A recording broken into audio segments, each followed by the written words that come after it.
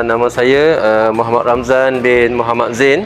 Saya merupakan guru bimbingan dan kaunseling di SK Tanjung Lumpur, Kuantan, Pahang, dan saya juga merupakan penyelaras pada kelab robotik lah di SK Tanjung Lumpur. Itulah mungkin perkenalan awal untuk sesi kali ini, insyaAllah.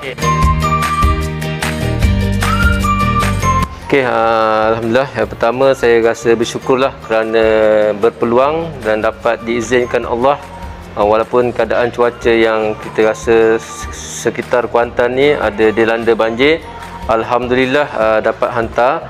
Sebelum saya hantar anak saya dan juga anak-anak murid, saya dah tengok dari segi pengisian lah. Bila saya tengok dari segi pengisian tu, saya rasa menarik. Dan saya rasa dia banyak membantulah anak-anak ni, terutamanya anak-anak yang baru nak mengenali dunia robotik ini. Saya kira ni adalah asas dia sebagai satu galakan lah, dan sebagai satu dorongan untuk mereka ni mendalami bidang robotik seterusnya lah, insyaAllah. Saya lihat anak saya dan juga anak murid, maksudnya lepas hari pertama dan hari seterusnya, senangnya kalau kita nak tengok anak ni suka ataupun minat sesuatu aktiviti yang dijalankan pada waktu itu. Contohnya macam semalam, macam pagi tadi, semalam pun walaupun rumah saya ni hampir nak naik rumah, dan saya tanya dia nak pergi tak, dia kata memang nak pergi. Untuk hari ni pun dia siap kata, saya makan pukul 8, maksudnya ada masa dalam 1 jam lagi pun dia dah tak sabar-sabar. Dia kata, jomlah cepat, Abang Ashraf sudah datang awal, takut lambat dan sebagainya. Maksudnya bila anak-anak murid ini, dia excited nak datang awal, itu menunjukkan minat dia lah. Dan dia rasa banyak input yang dia dapat hari-hari sebelum tu. So dia tak nak rugi dan dia tak nak terlepas. Selama 4 hari ni dia memang tak nak terlepas, walaupun sehari dia takut ada benda yang dia akan ketinggalan lah. Dia akan rasa rugilah. Okey, yang pertama saya harapkan anak-anak faham dari segi codingnya, dari segi untuk menggerakkan robotik itu.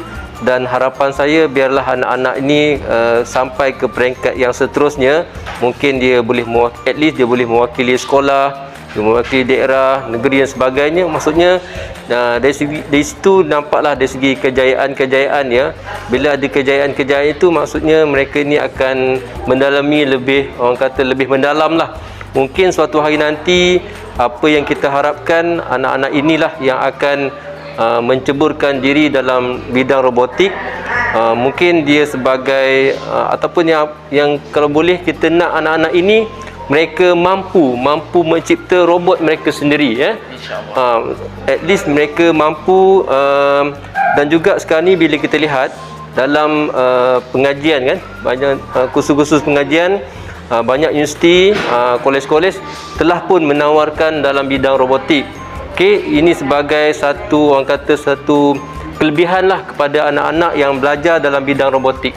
So bila mereka belajar, mereka ni ada asas. So bila mereka ada asas, mereka minat, insyaAllah mereka ini akan jadi orang yang berjaya dalam kerjaya impian mereka lah, insyaAllah. Suatu hari nantilah, insyaAllah. InsyaAllah, sebabnya bila benda yang saya nampak benda sesuatu yang bermanfaat, baik, dan juga satu peluang untuk at least mengisi masa cuti masa cuti, insyaAllah lah, kalau ada peluang, ada ruang, insyaAllah saya akan hantarlah. Dan sebelum ni juga saya pun pernah anjurkan program-program seminar-seminar robotik macam ni, sebab saya rasa benda ni adalah satu peluang yang sangat baik lah, ataupun ilmu yang sangat baik yang perlu kita sebarluaskan kepada anak-anak ini kan. Kadang-kadang anak-anak ini dia tidak ada peluang, dan dia tidak ada pengetahuan, ataupun dia tak tahu pun sebenarnya di luar ni ramai je yang menganjurkan program-program robotik.